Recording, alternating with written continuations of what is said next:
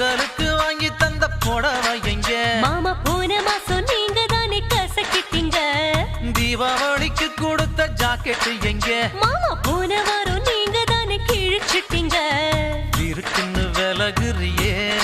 என்ன கிறுக்கன நினைக்கிறியே ஏய் நறுக்குன்னு பிடிக்கிறீங்க நானும் முறுக்கு பொல்லொருங்குறேன்னு பொங்கலுக்கு வாங்கி தந்த புடவை எங்க மாமா போன மாசம் நீங்க தானே கசக்கிட்டீங்க தீபாவளிக்கு கொடுத்த ஜாக்கெட் எங்க மாமா போன வாரம்